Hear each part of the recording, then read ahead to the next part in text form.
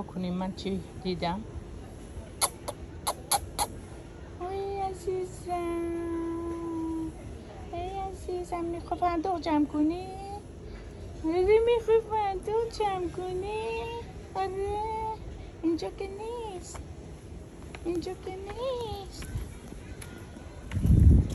این درختا فندق میاره برای راسوها، اینا جمع میکنن زمستون بخورن. ببین این مسجد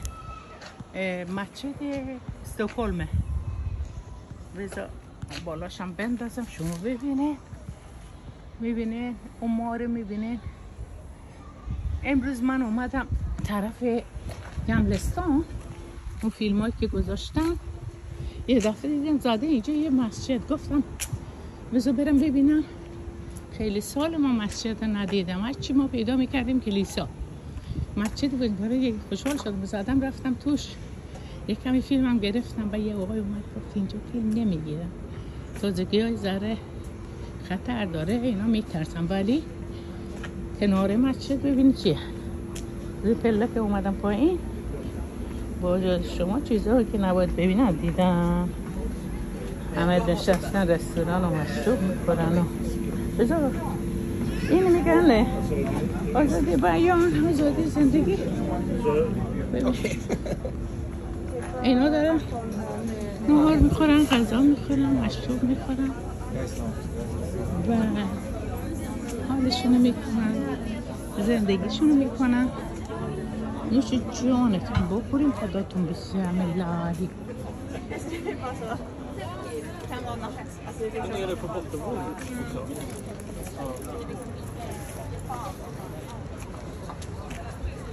این قسمت شهر چند سالی نیامدم. امروز بچه رو گفتیم امروز روز منه، تمامی روز میخوام خودم باشم، دوستان ببینم و بگردم.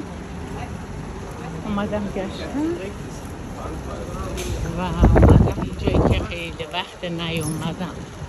اون سالایی که اومدم روزا میومدیم اینجا دور میزدیم، جوون بودیم، انرژی داشتیم، خیلی دور میزدیم.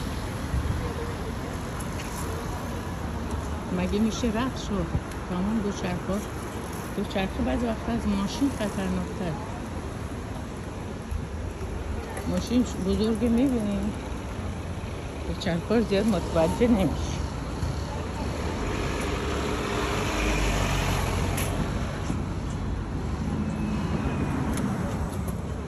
ماشین نیست که بزنیم ببینیم دیگه. ببینم نه ماشین نمیاد. بفرمایید رستوراناشون رو ببینید.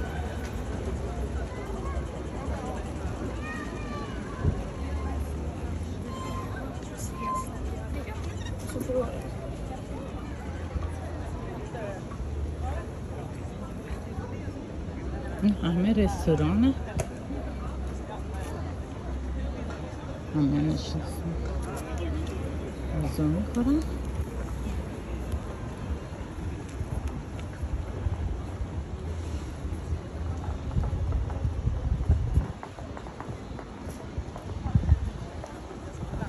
خب برم تونل بان، برم خونه دیگه. بس زارم.